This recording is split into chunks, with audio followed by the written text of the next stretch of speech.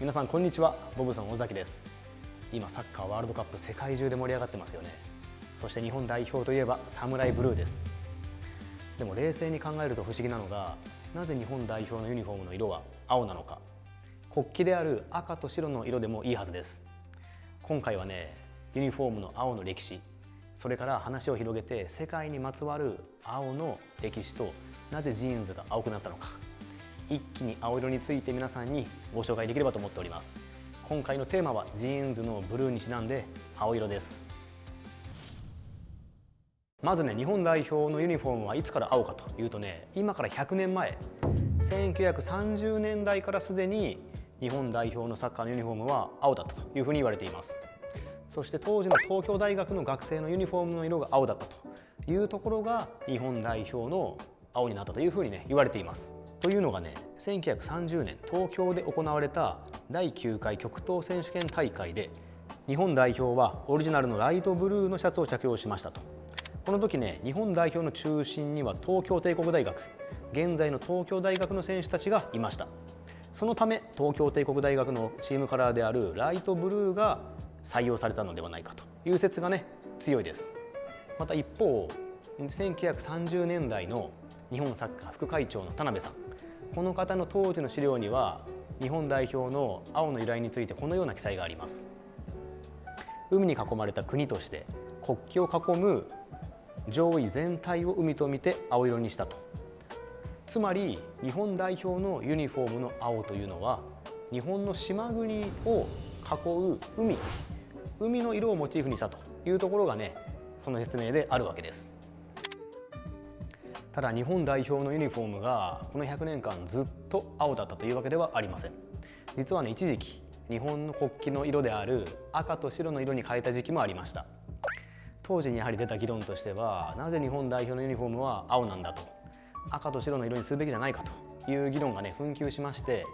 1990年代一時期色を変えていたわけです。ただその時代の戦績があまり良くなくて、結局は何年かしたら青に戻したというねお話なんかもございます。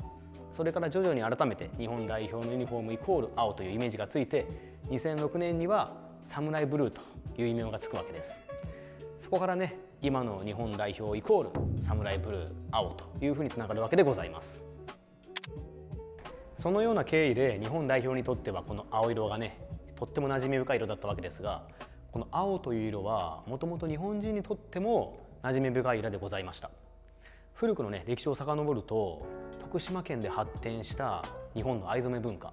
これはね何百年も培われてきた独自の技術がございまして、この藍染めの服がね日本中に広まっていって、当時の日本人の人たちは青の服をねまとっていたというふうにもね言われています。ですのでね、当時海外から来た外国の方たちは日本の方たちが青の服を身につけているのを見て、なんて美しいんだ、ジャパンブルーというふうにね称賛したというふうなお話なんかもあったりします。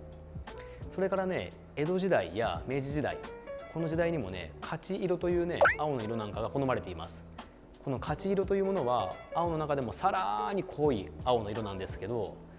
勝ち色というねその勝負の勝利の漢字にかけて勝ち色というふうなね呼び方なんかをしていた人たちもいますし、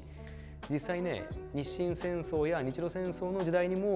この勝ち色の色が好まれて使われたというふうなね諸説なんかもございます。ただね、このように馴染み深い色であった青なんですけど、日本から出て海外では少し見方が変わってきます。もっと歴史を遡ると紀元前の時代、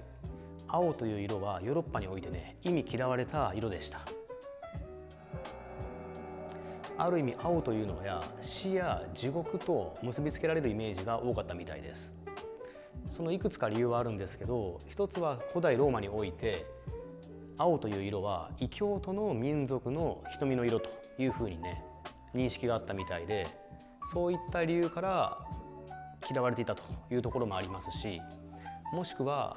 当時ローマに攻めてくるガリアの兵隊、そういった野蛮な民族たちが身につける色というふうなねこともあったみたいです。ですのでずっとこの青というのはね、ある意味紀元前の時代から1000年以上は忌み嫌われた色だったみたいです。しかしね、そこに転機が訪れたのが12世紀の時代でございます。聖母マリアの絵画の色にこの青が使われたことによってそこから一気に青という色は非常に人気のある色に変わっていくわけです。今までマリア様のマントには特段決まった色はなくて、どちらかというと地味な色が多かったみたいです。ただね、ここで鮮やかな青が使われたことによってマリア様の崇拝のムードと一気にね一緒に高まっていって、青が流行色にわずか数十年で変わっていったみたいです。そこからね、青は一気に貴族の方に使われだして、そこから一般市民の方にも多く使われだして定番の人気色に変わっていったという背景があるみたいです。そこでね、マリア様のマントに青色を使った絵を描いた方には私はねあっぱれかなと思います。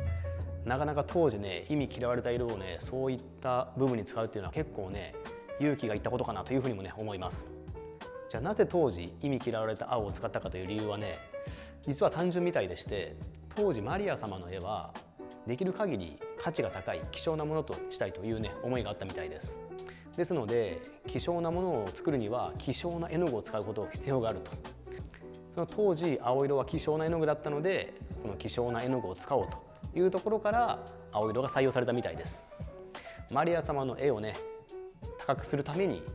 青を使ったというシンプルな理由だったみたいですが、そのおかげでね青は大きく変わりまして、もしかしたらここで青を使ってなかったらね、今の時代の青の捉え方、それからもしかしたらジーンズなんかの色も青だったのかと違った可能性もあるかと思いますので、非常に大きな転換点だったかなというふうに思います。このようにさまざまな変遷があった青色ですが、では最後になぜジーンズが青いのかという点についてご説明できればと思います。もともとねジーンズ、これはねゴールドラッシュの時代でございますが、当時ゴールドラッシュの方たちが使っていたテント、このテントを青に染めてジーンズに縫うというところから始まったものでした。ですのでね、この色はねいろんな方法の色を選べたわけですが、なぜあえて青を選んだのかというとね、この当時非常にその労働環境としては金を取る場所ですから、いろんな虫がいたり、蛇がいたりというね危ない場所でした。そこでねこの天然の藍染めをすることによって当時虫除け効果があるというふうにね思われていましたので、この虫除け効果をつけるというところで青に染めたみたいです。結果的にはねほとんど虫除けの効果はなかったみたいですが、ただねやはり青にしたことによって汚れが目立ちにくいというメリットが出てきて、その結果このブルージーンズというものが大きく広まっていったというね背景があります。はい、ということでね今回は青にまつわるお話をね様々させてもらいました。日本代表のユニフォームは実は海をモチーフにしていたことや、実は青は昔嫌われていたことなんかね、いろんなストーリーがあって今の我々が生きている世界に青はね存在しています。ですのでね、次にねこう皆さんがジーンズやサムライブルーを見てもらった時にね、そういった歴史や背景をね少し思いを巡らしてもらえて見てもらえたら嬉しいなというふうにもね思います。ではまた次回の動画でお会いしましょう。お疲れ様でした。